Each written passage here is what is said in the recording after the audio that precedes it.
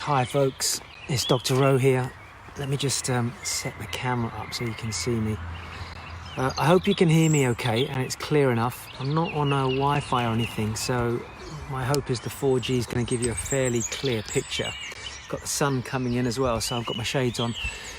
Look, I wanted to share this message because just recently I've been reading several articles and it was brought to my attention by a few people, and we've had a few people reach out as well, mainly because of what I do, the work I do, to say that they've got a member of the family that's really hit a low place at the moment with what's been happening with coronavirus and the impact it's been having on their lives.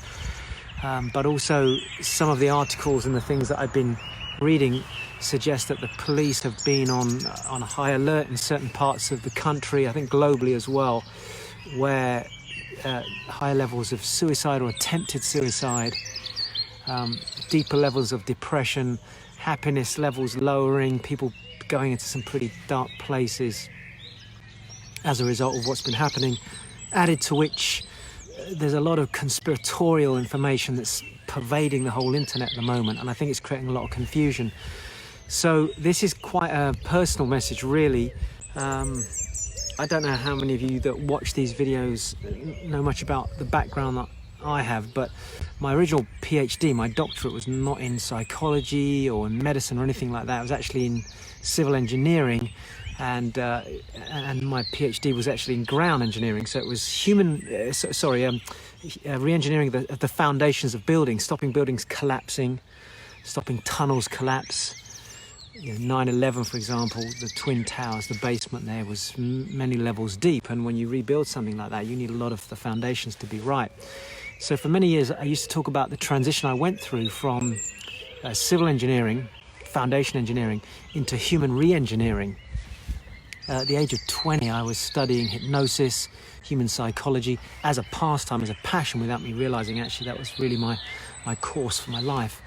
And so I was doing interventional work at the age of 19, 20, 21, 22. I remember doing my PhD and doing hypnosis for small groups of people in their houses, helping people overcome blocks, dealing with personal challenges, emotional challenges, self-worth issues. Some people, I wouldn't say were suicidal, but were certainly having trouble with their studies, and so I used to do a lot of work like that. So this has been going on for a long time. So I'm 54 now, so that's over 30 years. So I've been in this area, albeit through a chosen path that I had parallel to my career. And when I started to develop the whole Dr. Rowe brand, and the turning point then came off that as well. One of the images that I used to have, and I used to show people, was the Leaning Tower of Pisa. And hey Harms, good to see you online. The Leaning Tower of Pisa is this incredible structure. If you get a chance to go and see it, it's an amazing structure, which the structure actually from the outside looks incredible, no different to a human being. We can appear to have this amazing external periphery, this, how we look on the outside, but the foundations of the Leaning Tower of Pisa were fundamentally flawed. So the building on the surface looked great, but then it started to topple, and finally they managed to do something to stabilize it.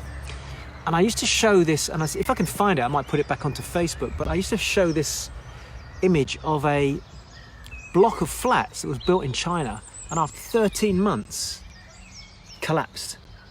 They built the building too high, too quickly, added too much weight onto the top of it, and it collapsed. Human beings go through the same thing. So you can see somebody have a meltdown, an emotional meltdown, a physical meltdown, a health meltdown, and they've built what appears to be this amazing lifestyle on the outside. They've built it fast and hard and working long hours and putting a lot of pressure on themselves.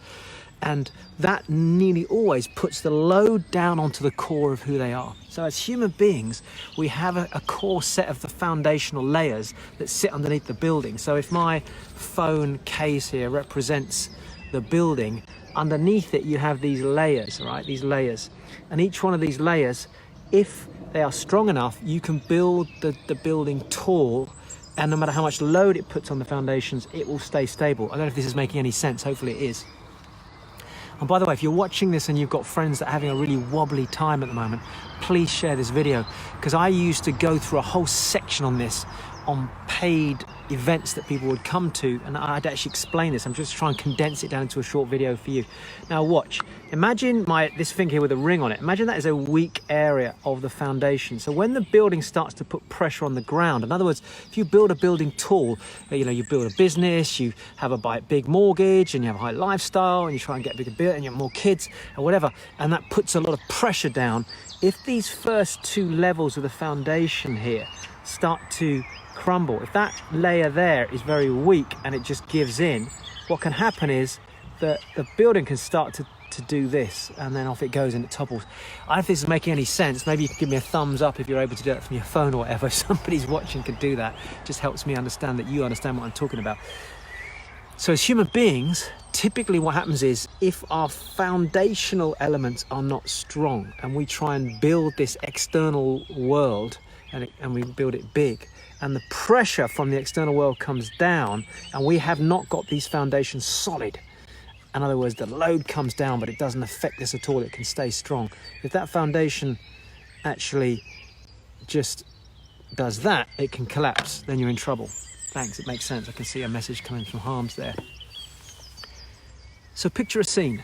Here you are, you're building your career, building your life, you've started a new business, you've got this aspiration to go and do X, Y, and Z, loads of projects you're lining up, and suddenly, boom, we get hit by a global virus that isn't just affecting one person or one country, but virtually every country in the world. Added to which, you've got the economy slowing up. So suddenly your business, which relied on a certain type of client, slows up because they're running out of money, they can't spend money.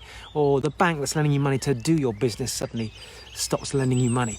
Or it could be that the projects that you had started suddenly come down and they start to deplete and slow down. And all of a sudden these aspirations you had get just put on hold.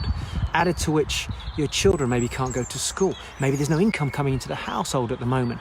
It might be that your health has been affected or a member of your family's been affected by this, and it's really having a massive effect on you personally. So all of a sudden the pressure of your life, which was adding a certain amount of pressure before, is now doubled or even tripled, and it's pushing down through these layers which constitute you as a person. What are these layers? These layers constitute, for example, your identity. There's no specific order. Your sense of purpose in life, your conviction, your self-worth, your belief system, your core values as a person, the rules that make up your core values, all these things. If these layers were really strong, then no matter how much pressure you put on it, you can stay strong in very, very difficult times. But if, on the other hand, the pressure coming down here is so strong that any of these layers are weak, or you haven't worked on them, you haven't developed a really strong set of values, or you haven't developed a set of convictions around your beliefs that say, no matter what happens, I can deal with this, then what happens is they start to crumble. And that is not a judgment on anybody, because I've been there, I know how that feels. And when I went through the first experience of this and I discovered that my values were totally misaligned, I literally broke down into tears. I was at a big event, I think it was in the Bahamas from memory, and I'd gone over to do this 5-day transformational event, and I remember thinking, what the fuck? My whole value system has been completely screwed up. I had success as a number one value. I had, making money as a number two. Health and relationships and love and connection were they were in the top 10, but they weren't in the top 2 or 3. They were down here somewhere. So my value systems were all over the place, and I've been pursuing success. And I kept having these little mini emotional breakdowns at times, not understanding why I couldn't quite move forward and have breakthroughs in my life and move things to another level. When pressure got up, I tend to find myself buckling a little bit. So that was one of my big wake-ups. The other one was some of my beliefs that I was carrying were carried from beliefs that I'd adopted from my mum, from my uncles. My father died when I was a young man. I was young boy, actually, I was 13 years of age, 1979. My father was 46. So I had to shape a lot of my beliefs from adopted beliefs from other people. And some of those were pretty fucked up, to be honest. They left a bit of a mark on me. I mean, I went through a phase where I didn't think I was going to make it past 40. I was absolutely convinced. That affected my relationships. It affected everything I did. I had to do it quick. I had to do it fast. And and I started to get, oh shit, what if I don't make it to 40? So I went through a really wobbly period as well. So my message is, and I've now, over the years, I've dealt with, countless people who were on the brink of suicide, whose relationship was going through a really tough patch, and one of them decided they couldn't live with this anymore and they had to end it, or they just had to go away and disappear off the earth and do something remote, or just completely separate, walk away from their family. I sat with people that are carrying some really big burdens. I've personally experienced divorce, I've experienced death in family members. I've seen my mum come close to it a couple of times with cancer. Even in the last 12 months, my middle brother had a heart attack. My mum had a heart attack within 10 days of that. The two of them, we lost a member of our family. So within 2 weeks, 2 heart attacks, one loss of a member of the family. When these things happen, it puts a huge amount of pressure on you. And how you show up in the world is based on these foundations. So a lot of people look at the external world and they go, right, okay, so this is the most important thing, where in fact it's these layers that sit underneath here that are the most important thing. So what I want to say is, if you're sitting watching this and you are really frustrated or feeling down, or you're, from what the stats are, that you might be one of the people that's feeling like, I can't go on, I don't know what to do. The main reason for that is because one of these layers in here is your sense of purpose. And actually it sits in these top 2 layers. This is my personal belief. So yes, you've got your values, your identity, your core beliefs, etc. But if you have a really poor sense of purpose, or you have lost your sense of purpose, your sense of direction, and that layer sitting underneath the main structure here, as it comes down on and it bears down onto you here, if that layer there, these 2 layers are weak, it'll start to collapse quite quickly and people get very, very wobbly.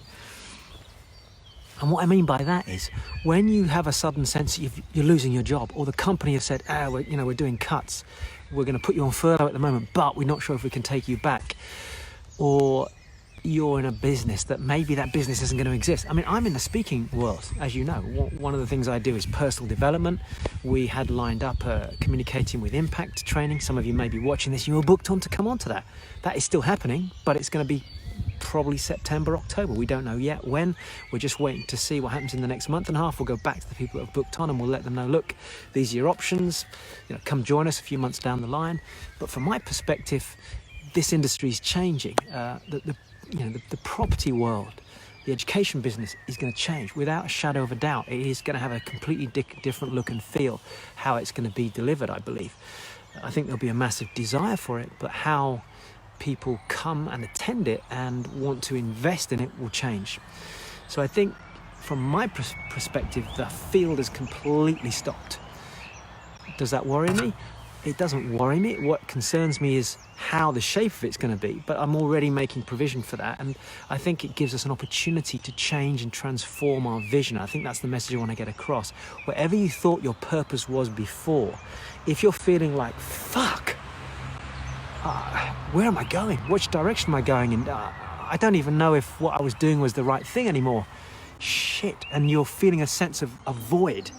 That void is what creates this feeling of people going, I want to end everything. I want to stop. And I have to bring in some humor here, and I have to bring in some anger here, and I have to bring in some frustration, because the lowest vibrational frequency, if you look at the scale of consciousness, at the top you've got peace, you've got love, you've got harmony. Those vibrate very, very highly at the scale of consciousness. The lowest vibrational harmonies, the vibrational frequencies would be things like depression, hopelessness, sense of loss, and they are very, very, very low vibrational frequencies. So for example, somebody that's suicidal will have a very low vibrational frequency, which means they don't feel like they've got anywhere to go.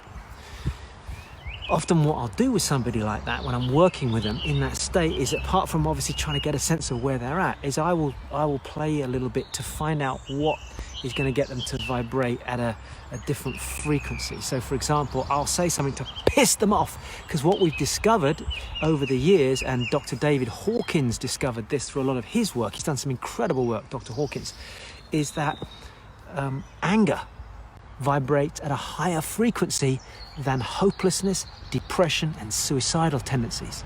Think about that for a minute. So somebody's down here and they're just at the point where they just want to what I will do sometimes is I will say something to piss them off. I will get them angry, because if they can get angry towards me and they go, fuck you, Dr. Rowe, and they start to feel anger away from themselves and directed at somebody else, it moves their vibrational frequency higher. This has been proven now.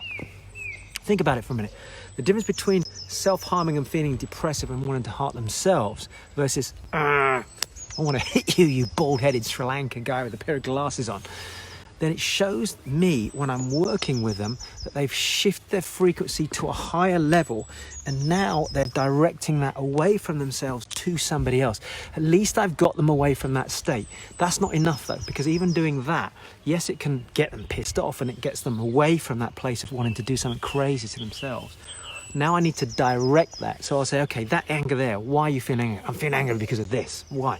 Because you just something offended my pride. Okay, what was it in your pride that I offended? Well, you said that I don't even really want to live anymore, and I've got no possibility of doing anything. That's not true. I know I've got possibility. Oh, that's good, right? What's your fucking possibility then? Well, I mean, I've studied this. I've got great skills. I can create great content. I've written a book. Whoa, so you've written a book, yeah. So you've written a book and you want to fucking commit suicide. And it gets them pissed off, it gets them angry. And all of a sudden, the conversation shifts. And what I do is I'm pressing, and I'm saying this to you now as you're watching, if you're in that place or you're feeling any tendencies, like, you know what? Prove to me that you've got some value. And people push back and they go, well, because of this, I've got 2 kids, I'm a great dad. Hold on a minute, so you're a great dad and you've written a book and you're contemplating topping yourself.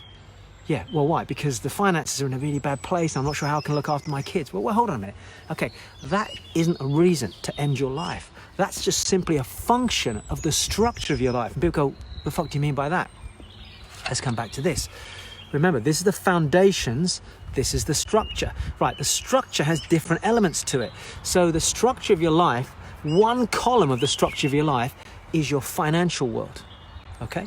Another column of your structural life is your relationships.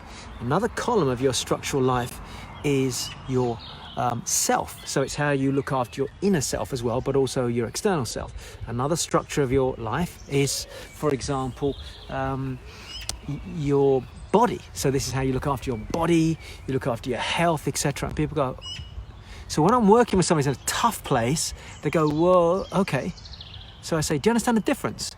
What you're describing is a structural part of your life. Your finances are fucked. They're in a shitty place. You've lost your job. COVID-19 means your careers can't come to a halt, may not even be in the same place. But that doesn't mean to say you can end your life. Yeah, but I mean, how am I going to look after the family? How am I going to look after the kids? I don't even know what to do. Okay, well, that brings us to another element, which is a structure, which is the vision for your life as well. What do you mean? Well, look, you got down here in the foundations is your sense of worth and value and your sense of purpose. Okay, I get that. That's feeling pretty shit right now. Yes, why? Well, because I don't feel I've got finances and I can't see where it's going. Okay, there's 2 big columns there. One is finances and one is vision. So what if we were to work on those 2, but work on your foundation here and get a sense of your value, of your worth? So think of it as like you're standing on a table, right? Let's prop up that table, because at the moment the table doesn't want to stand on its own. Tell me what's great about you. Well, I'm a great father. I've written a great book, and that book was inspiring people on how they can do X, Y, and Z, whatever it was. I'm a really good husband. Okay, good. But I'm shit with money. And are you actually shit with money? Well, I'm not shit with money, but a lot of my finances have been reliant on my career and this business that I started, but the business has now kind of gone down the Swanee, and my career is as well. I just can't see any finances. Okay, all right. So you can see now as you're listening, hopefully you're listening to this. Give me a thumbs up if this is making sense. What's happening is somebody's pinned their whole identity to their financial situation. So this whole structure, which is the foundations of who they are, their beliefs and their values. We've got health and we've got money and we've got vision, but everything is hinged on this one column. And so that column is starting to crumble a little bit as well. Add to that their lack of sense of purpose and identity. So we've got weight bearing down on here on the financial column. That's pushing down into the ground. That's putting pressure on something just here, which is their sense of purpose and their sense of belief. And the whole thing is starting to collapse. It's not that everything, it's like my whole life's fucked. your whole life. Well, okay, not my whole life, but my financial side. Okay, so what we do is we narrow it down.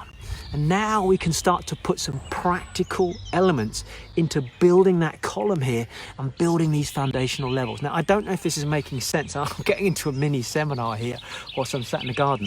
Can somebody give me a thumbs up or anything to let me know that? Because I'm trying to interact here as well. Is what I'm saying making sense? Just something at all, just so I know that what I am doing is making sense to you. So how we deal with that is we have to compartmentalize these areas that I'm feeling weak in as a person. So a great exercise to do is say, okay, beyond COVID-19, imagine you have a blank canvas. Okay, so let's just say that behind me I've got the garden scene here with the, if you see the Buddha's head there, that's appropriate, isn't it? There's Buddha's head there. And then I've got, that wasn't put here for the video by the way, it's just in the garden. I've got this. What if that was a blank canvas? How would you paint that? That's the picture of the future. So this is your life after the next 3 months, after the coronavirus has been contained or it's gone through its main bell curve of hitting the population, and you've either built an immunity to it or you've been subject to it or whatever, you've been vaccinated hopefully, or it depends if you want to go that way. I'm not so sure I'm a big fan of that, but let's not have that conversation now.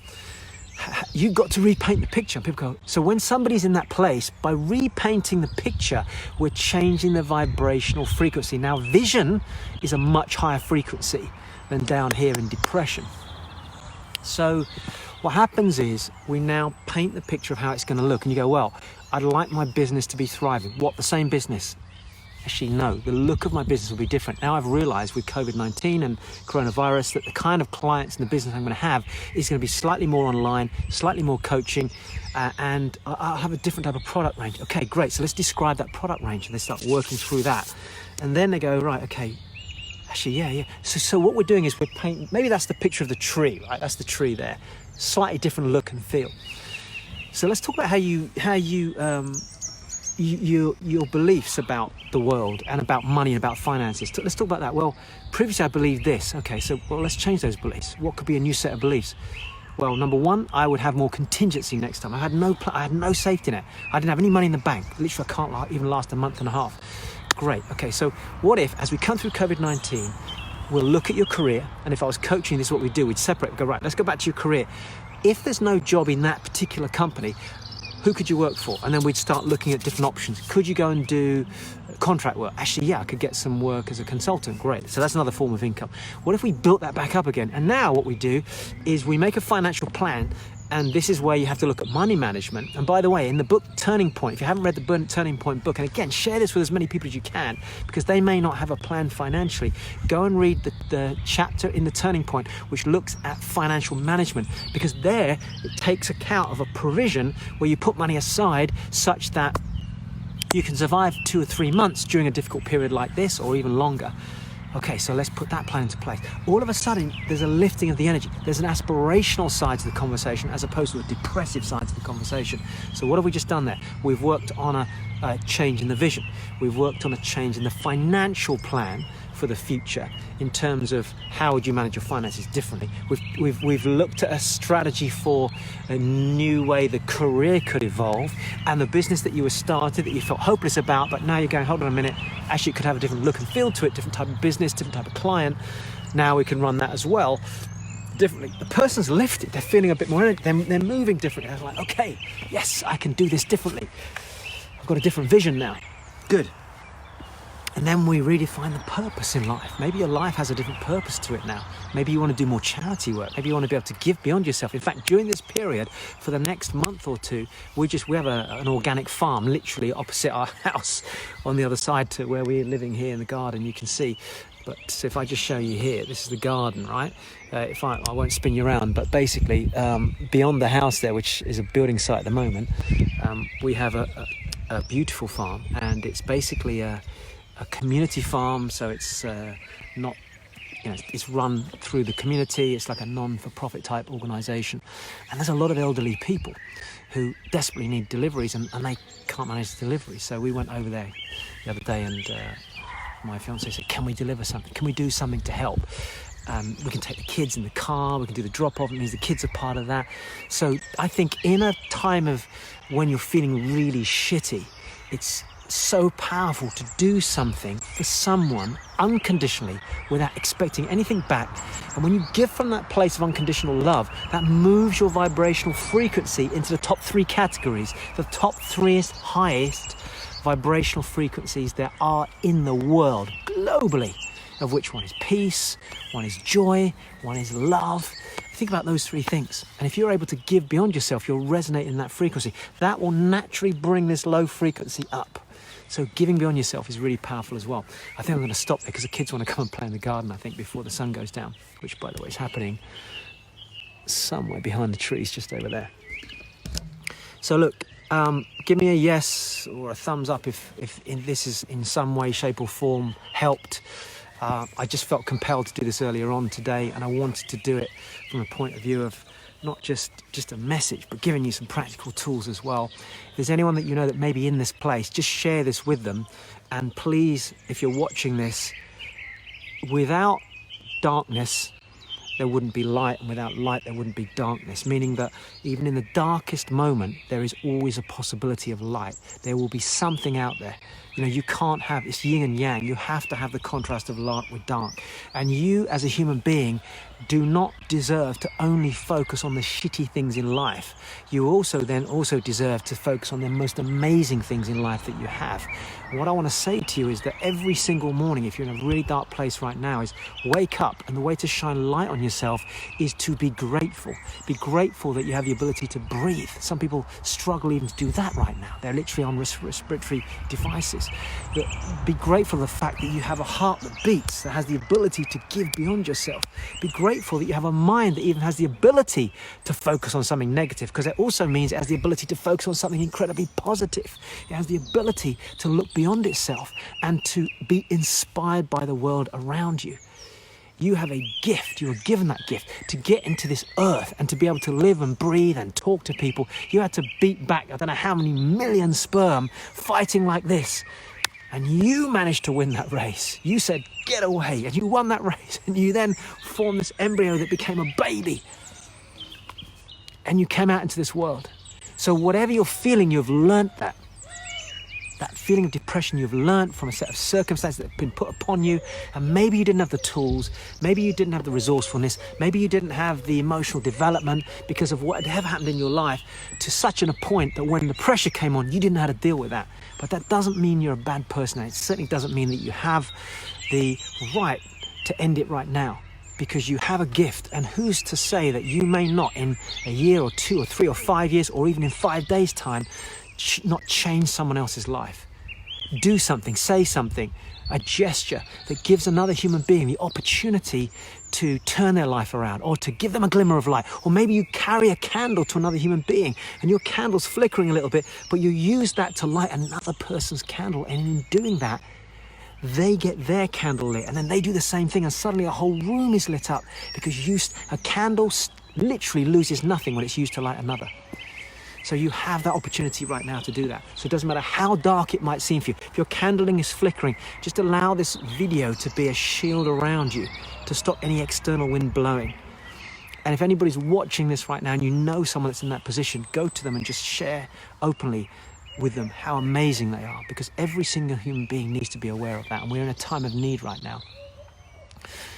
I'm going to sign off. My message is namaste to all of you. Have an amazing evening. And I hope that this has been some form of inspiration in some way, shape or form for anyone that's in that place. And, use the tools in whatever way you can. If you want some connection to some positive messages, I've got stuff on YouTube. Go to www.drro.tv. There's some great messages there, both on a personal level and on a professional level.